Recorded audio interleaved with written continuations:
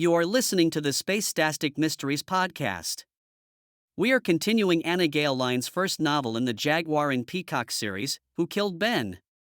Federal agent and seasoned SpaceVessel Commander, Jessa Strazzer, emerges from the wreckage of a devastating accident that claimed the life of her beloved husband, Ben. Returning to her duties with a heavy heart, she grapples with grief and unanswered questions, determined to uncover the truth behind the tragedy that shattered her world.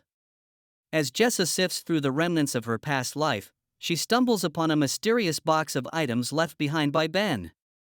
Within its depths lies a chilling revelation: the accident that claimed Ben's life was no mere mishap, but a deliberate act of sabotage. This is episode 5, Was There a Moment? If you have not subscribed, do so now, and if you are on YouTube, hit the bell to be notified of new episodes. Colonel Strazzer, Meadows called over my commlet. The communication device around my left wrist started to vibrate, breaking me of the reoccurring dream I had almost nightly since the accident. First I relived the accident, the drive back to the base, the conversation with Ben, seeing the bright light, screaming as we crashed, the sensation of flying through the front window shield. Then I found myself pinned to a hospital bed.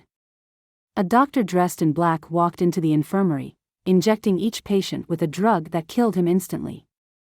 I watched as the doctor injected one right after the other, holding my breath after each injection, hoping against all hope that this person wouldn't die, but the patient always did. When the doctor injected everyone else in the room, the doctor turned to face me. The doctor's face remained unclear. He lunged at me with the needle. I opened my mouth to scream, but the words wouldn't come out. That I rubbed my eyes with my fists, blinking rapidly to focus them. Noticing I had on the same outfit I wore at dinner last night, I realized I fell asleep on the couch. Suddenly I remembered why I woke up. I pressed my thumb to the center of the commlet, speaking into it. Strazzer. Colonel Strazzer, this is Major Meadows. You told me to contact you when we reached the Freedom. I reached for a throw pillow and leaned against it. I directed, very well. Tell Dr. Manning to give them any supplies they need. I ran my tongue over my teeth, awaiting Meadows' answer. Yes, came Meadows' immediate response. Shall I supervise the transaction, Colonel? I sat up, swinging my legs around so my feet touched the floor. You can, if you'd like, but it is fairly routine. I glanced down at my watch. 0445 hours. In 15 minutes, Nate would be waiting for me in the gym. If you have any problems, Major, contact me. After taking a shower, I slipped into my woodland camouflaged fatigues. I slid my boots on and laced them up. As I ran a comb through my hair, the door chimed. Who could that be at this hour? Pulling my hair through a rubber band to form a ponytail, I opened the door. When I saw Nate standing there in his fatigues with a single red rose in his hand, my lips turned upward into a smile. I thought we were meeting in the gym. I leaned against the doorway. He handed the rose to me and replied, We were going to until I called you a few minutes ago and couldn't find you. Do you want to go for our usual breakfast after our walk? I took my commlet off to take a shower, I explained as I headed out the door, starting around the corner. When I was getting dressed this morning, it occurred to me that perhaps our spy and Ben's biological weapon are somehow connected. That occurred to me too. He fell in step with me. But I don't know how. I gave him an appraising look. From the logs we've been through, it doesn't appear that the crew of the Washington was ever found, I began, then took on that faraway look. Maybe you and I should take a trip to Bravo 8 to look around. Nate frowned, stopping in his tracks. I think that we should contact our agents in the underground and ask them to snoop. You are being protective again. I think you forget who spent every evening at your side after the accident, who helped you recover, he countered, searching my eyes for answers. I thought I had lost you. You are my best friend, and I don't want to lose you. His eyes pleaded with me to understand. Of course, that's all I was to him, his best friend. That put an end to any thoughts I had that anything might happen between us, which was a good thing because now I could put an end to this foolishness once and for all. Becoming involved with another man at this point would be a mistake. I was still married to Ben. Any feelings that I had for Nate were just that, feelings. And as I'd always told myself, feelings weren't an accurate judge of what was really going on. I know you don't, but here I am alive and well. I turned another corner, coming face to face with a staircase. I guess, Jag, you're right though. I did promise Graham that I wouldn't take an unnecessary risks. You mean all I had to do is ask? I barely heard him as I stared up at the stairs that towered over me like a giant looming over his prey. My heart thumped so loudly that I was sure Nate could hear it. Was my leg ready for this? Was I ready for this? What if I fell? Nate must have sensed my apprehension because he turned me around to face him. Lifting my chin up with his finger, our eyes met. I'm right here. I won't let you fall, he declared in an authoritative tone, offering me his arm. I took the pre-offered arm. I decided that if I talked about something else, it would keep my mind off the flights of stairs we were about to ascend. We stepped onto the first step, then the second, the third. I think something was going on between Ben and his partner. More than just being partners, I mean. You aren't suggesting that Ben cheated on you, are you? Nate questioned, glancing at me briefly. Ben wouldn't. He loved you. You and Reggie meant everything to him. I know he wouldn't. I gave him a slight smile, tilting my head. But that doesn't mean that Natasha Austin didn't try to seduce him. One flight complete. 2 more to go. And you are basing this on the fact that she told you that she should have been his wife instead of you, Nate observed, trying to keep me steady. Personally, I think the girl has a thing for married men. Graham told me that she disappeared a month after the accident. I progressed one step at a time. Just when I thought I couldn't take another step, we turned the corner and found another flight of stairs. I swallowed hard before moving on to the first step. We have a lot of puzzle pieces. We just have to figure out how they fit together. We'd better do it fast. Nate let go of my arm and turned toward me. We don't know how much time we have before they finish that weapon. It could already be complete. Then we'd better get crackin'.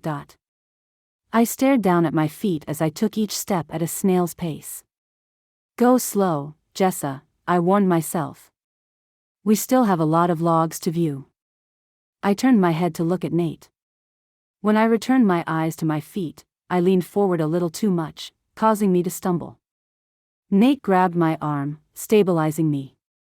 He touched my hair, rubbing a strand between his fingers. I stood there for a few minutes, looking up at him quizzically. Something in his eyes told me that he was debating an issue.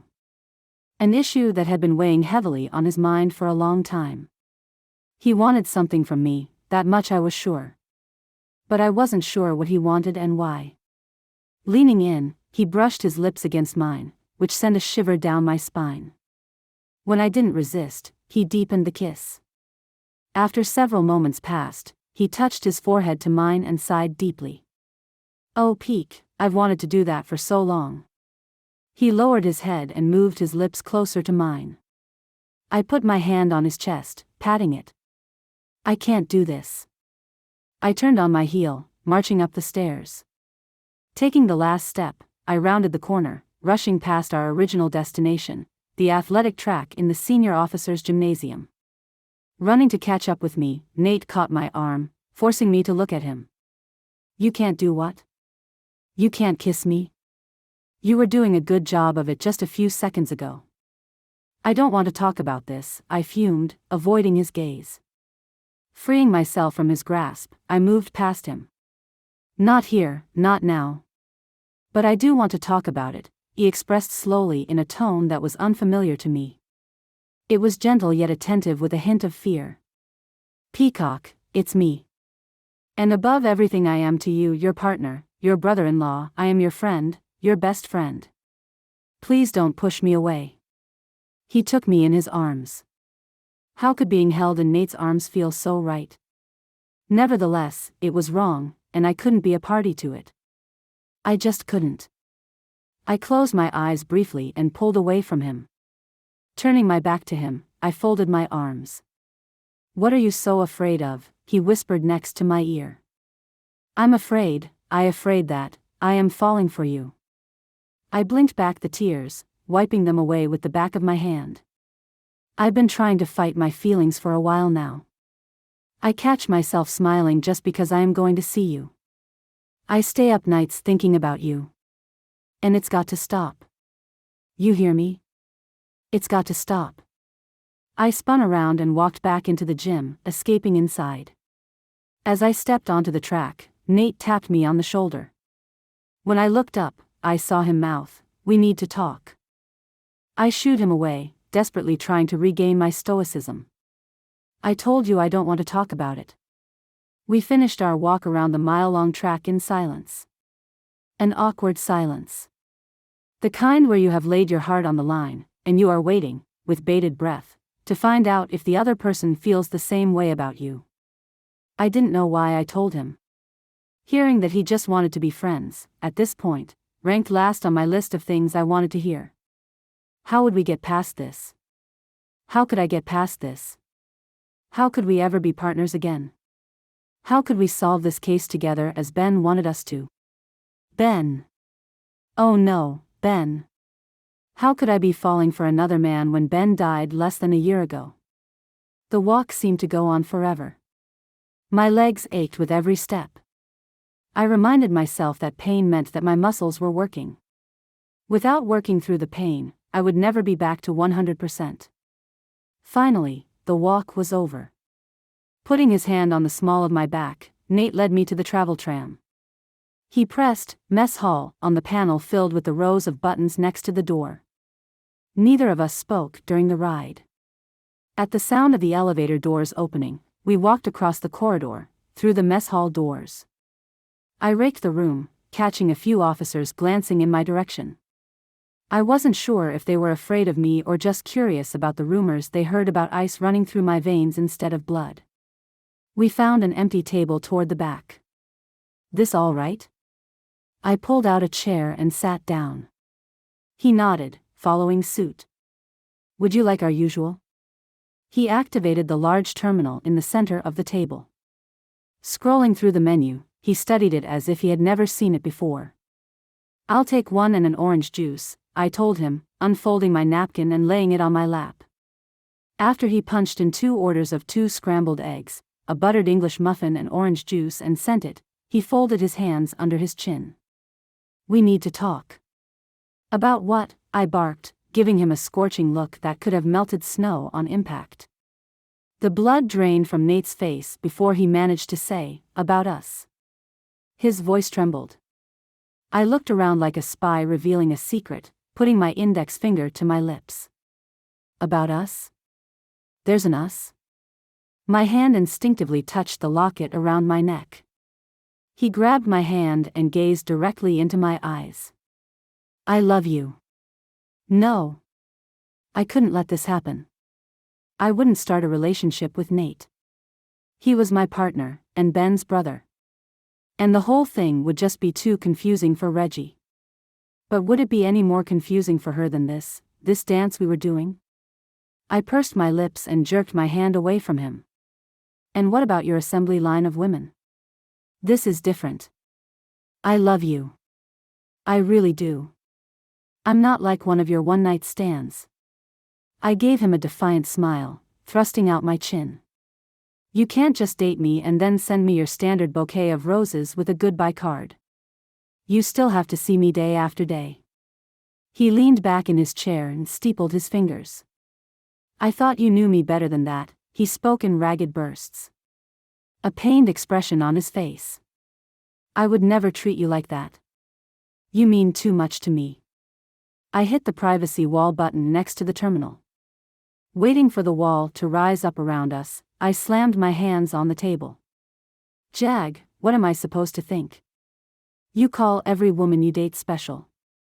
Your goodbye card is addressed to the most special woman in the galaxy, so you don't have to bother remembering their names. What about you? You haven't just been sitting home crying over Ben, you know." Nate gave me a cold stare, so cold it would have made a river freeze over. He ground out between clenched teeth, Or didn't you think I knew about all your lunch dates with Graham these last 2 months? Is he the reason you are reluctant to date me? I like to keep my personal life private. Even from me, he prodded, reaching for my hand and looking deeply into my eyes. I hated when he looked at me like that. The heat from his eyes felt as if it were burrowing into my soul. I tried to look away, but it was no use. Finally I managed. Graham wanted a commitment. I just couldn't give him that. Why? He searched my face and eyes for clues. I could tell that my last statement had piqued his interest, that he was holding out hope that I would tell him how I really felt about him. I stared at him a moment, then stammered, "I'm not in love with him." My heart hammered like a jackhammer fixing a torn-up road. "I love you, Jag," I wanted to scream, but I couldn't. I wouldn't allow my feelings to control my life. No matter what I wanted, I had Ben and Reggie to consider. He let go of my hand and framed my chin with his hands, whispering, "I know you love me." He leaned over and kissed me full on the lips. Why did he have to kiss me? Didn't he realize how hard this was for me? Yes, I loved him, but what about Ben? He broke away from the kiss and continued, "I see it in your eyes when you look at me. Other people can't read you, but I can." He knew I loved him. I never could hide my feelings from Nate. We were partners. We worked with each other in so many tough situations that we had become proficient at reading each other. Knowing that he loved me, my heart soared high like an eagle, and my eyes misted with tears. Without thinking, I blurted out, "I do love you, but..." "No buts." He visibly relaxed, stroking my cheek with his thumb. "Ben told you to love again." "Yeah, but I don't think he meant with his brother," I protested. Noticing the waiter approaching with our food and drinks, I lifted the privacy wall. As the waiter set down the food and glasses, we bowed our heads and prayed. Why not? Who would he trust to take care of you more than me?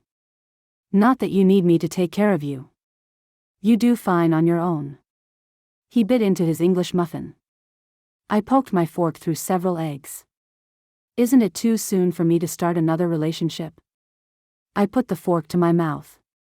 You know that people who have enjoyed happy marriages tend to fall in love again quickly, Nate replied, taking a sip of his orange juice. You can give me 1,000 excuses why we shouldn't start a relationship, but I can only give you one reason why we should: we love each other. He was right about that. We did love each other. And really there was no one in the galaxy I trusted more with my life, my secrets, and my daughter than Nate Masters. We could always take things slow, one step at a time. We could date for a while, and if that worked out, we could talk about making a commitment to one another. That conversation didn't have to occur now, though. It could happen 2, 3, maybe 10 years down the road. That would give me time to make a quick getaway if things got too complicated. I put down my fork. I leaned in and kissed him. With my face still next to his, I agreed, "Okay. It's official. We are in us, we've got plenty of time, so let's not rush things. Slow and steady wins the race." To sign up for updates and receive the Last Chance Station novel free, go to https://tinyurl.com/lcsnovel.